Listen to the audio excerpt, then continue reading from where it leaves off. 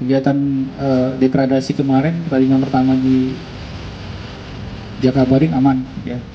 Hari ini juga harapan kita sama-sama untuk kegiatan hari ini juga aman terkendali, nggak ada permasalahan.